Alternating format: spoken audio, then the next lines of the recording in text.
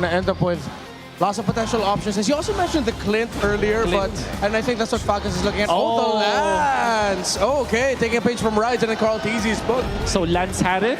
And the Moskov. All right. If you are Falcons, you're going to be looking for good catch. Maybe this time catch. Or what if sila mag-Beleric dito sa composition ng ONIC? With all the dive, with the Valentina on the other side, but the Valentina will most likely get the ultimate of the Eve. You need a solid, tanky front. You don't really need to go that fast, but it just can't be the Esmeralda frontlining. Tanky na frontline. Dapat tanky, oo. Ang kailangan natin dito ng Team Falcons. May option ng Atlas din naman para sa kanila. Atlas Eve, napakalakas na kombinasyon pa rin. Hindi pinante ng ONIC Philippines dito. Yeah, that might have to change the idea though for Falcons with the Valentina having a chance to get the links. Oh, I did not think they'd actually consider this on the back of my head, but I have slightly negative feelings about this. I share the same sentiments. A coup from Midnight, a coup from... Yeah, they dove too deep here on the side of Team Falcons. Like, I have a preview of like the top 5 best roamers that they could have picked up. It's the Kalea, the Khalid, the Glucho, and Kaja. We went past the glue and then went straight to Kaja. What list are we? Where's the Kufra sit there? Kufra's sitting at top 10.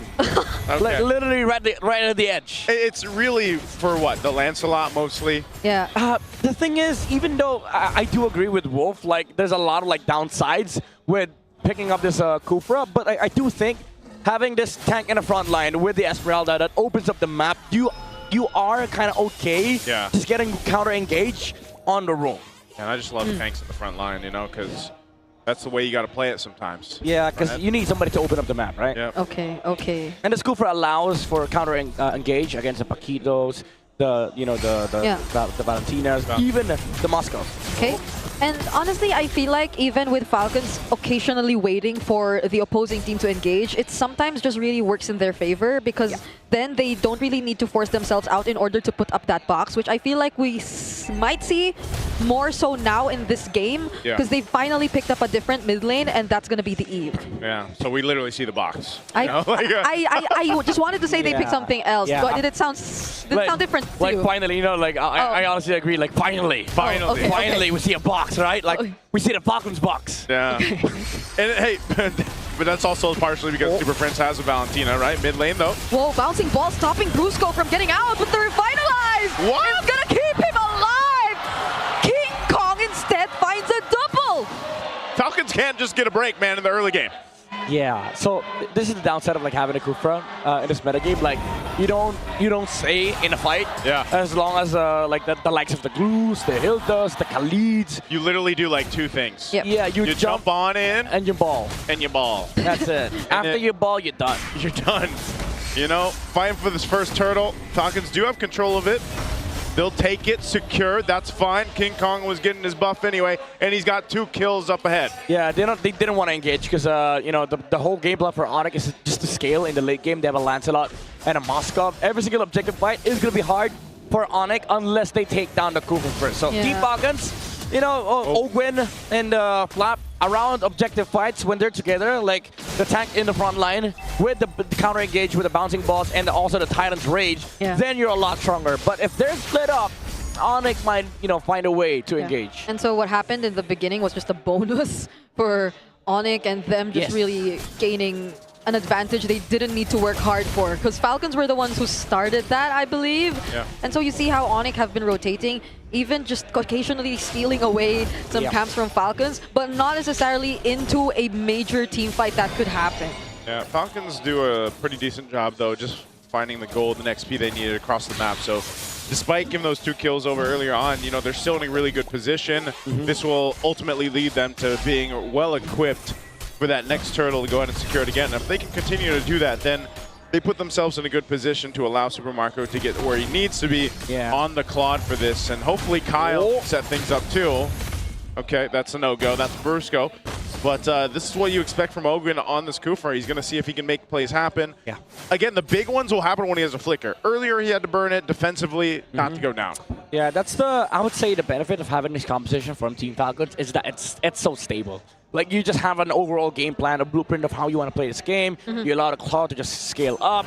Team fights are very, very methodical. Esmeralda opens up the game, and then the Kuvra goes for a re-engage. All the while you have ONIC. This is classic ONIC, by the way. The risky composition where mechanics is everything. Like the Lancelot has to find good angles against the Kufra, and then Savero, very sound Moscow player, has to be really profound with his dashes. And then you can also have that amazing steal from a Valentina, where if you get a Titan's ratio on Team Falcons, then maybe you get to outplay them. That's the other thing we haven't talked about too much of, and this popped up even yesterday. Savero, this Moskov is his hero so far. I mean, some of the most crazy plays he's been able to make throughout MPL Philippines Season 17 has been on the Moskov, and you see glimpses of that, so that's always something to take in consideration. Team Falcons starting up the second turtle, fighting for control. Kirk flickering out.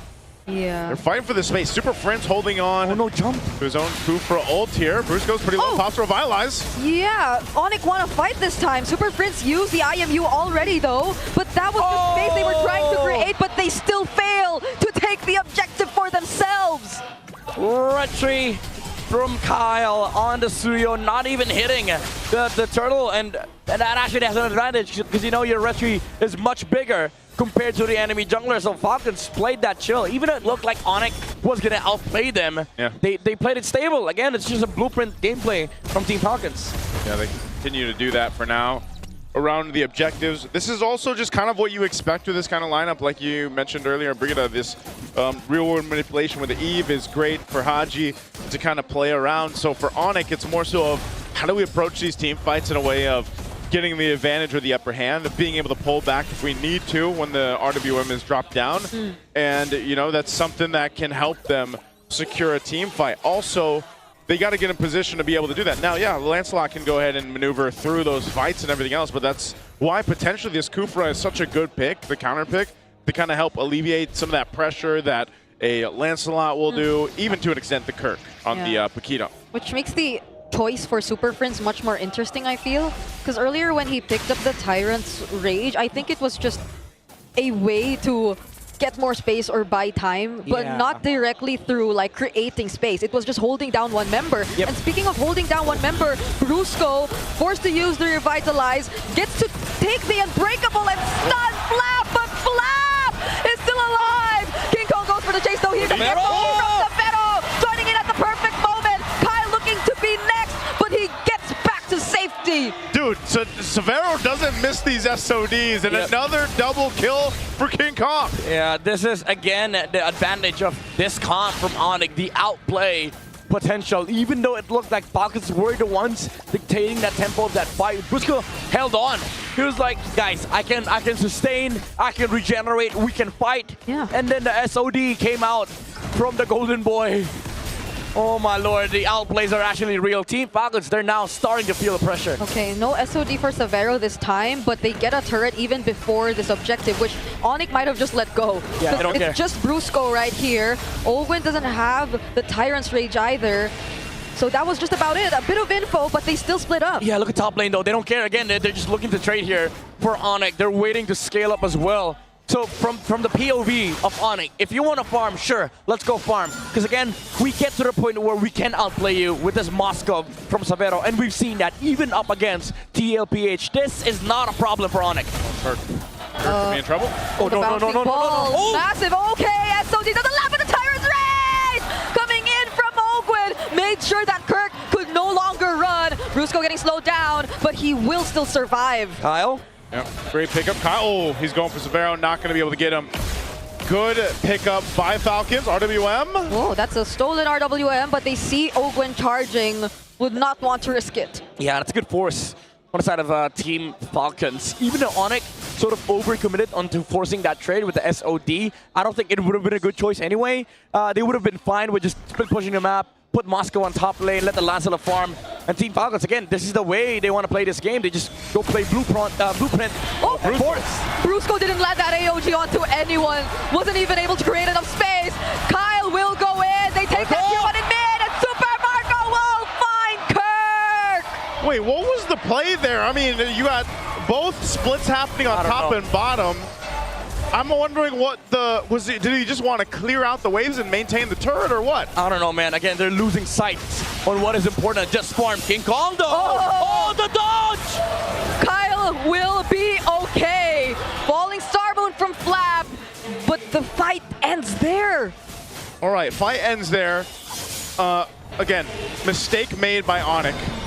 So in this case, Falcons keeps control of the map, keeps things in pace for them, and they're built up for a really good take of this first Lord, unless ONIC wants to fight it. Again, Team Falcons, they can actually just force any fight that they want. They have all the kits in the world. The real world manipulation, Esmeralda opening up, and the Cupra with a counter engage. They just have to be wary of the outplay potential from ONIC, especially with the dodges from King Kong.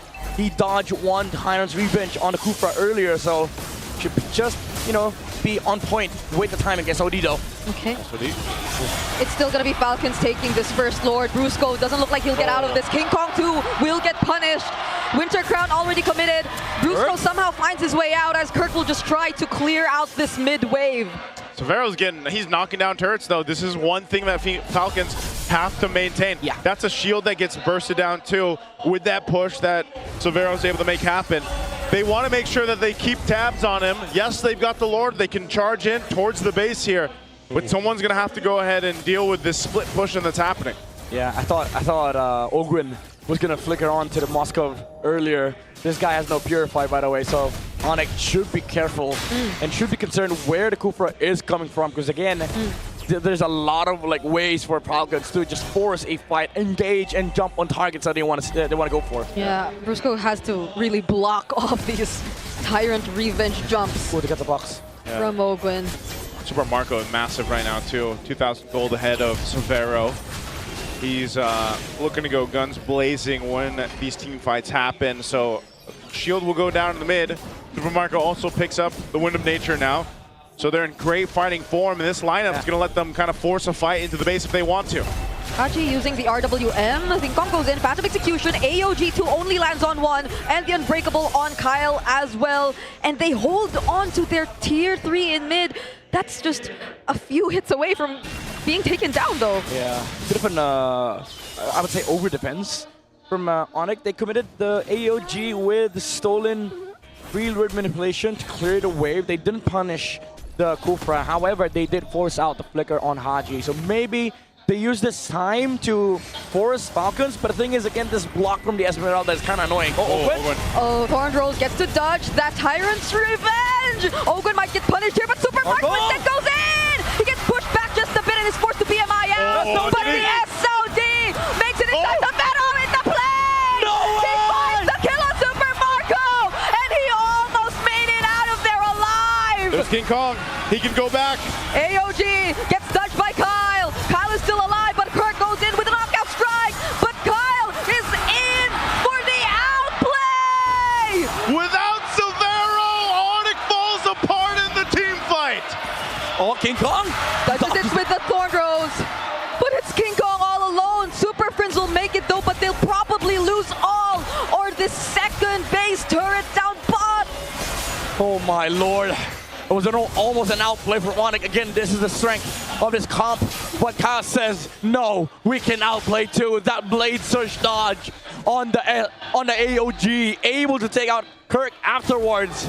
And because King Kong didn't have enough HP, he wasn't confident on going back, especially because they lost the vision on Ogwin. Yeah. And now Team Falcons, they get the control back, they get the tempo back, but man, again, this pressure, man, from ONIC Philippines, Team Falcons, they have to be careful with this Severo Moskov. Oh man, if you fight for this Lord, ONIC's going to just be pushed off of it, so they have to go and find themselves in the defense once again. You know, I almost think, what if Severo had enough itemization for that fight, if he had a Win in Nature or something else? Eventually he's going to get there. Yep. And Falcons are going to have to watch out for that setup again. Yeah, imagine they had to burn everything. Even Ogwin had to flicker on top of the Moskov because he was dealing too much damage. He was dismantling this formation from Team Falcons after taking out that Claude. So again, these are the things that Falcons has to worry about, the positioning of the Moskov. 10 seconds without flicker though. Okay, Ogwin has an immortality too. Might go for some more riskier plays if he wanted to. And he's gonna jump on King Kong! Thorn Rose keeps him safe, and now they get to buy enough time to at least deal with the Lord for now. AOG? Bruno goes in with the AOG though. Is it just more space too that they want to create? Because it seems like they're going in for the punish. There goes the falling star one in the real world. Open fights multiple members, but he gets knocked back. Spear of Misery, keeping them safe, and the knockout strike to finish the job by Super Marco. Wanting to find Kirk. He finds him now. SOD against Sabero. Sabero once again, can he do it this time? He did not. Kyle takes him out. Oh my god, outplays after outplays. Supermarket was able to flicker out, but Falcons, they're not done yet. They're gonna wait to push in. For instance, King Kong. Marco's alive. They jump in. King Kong just wants to make sure the minions are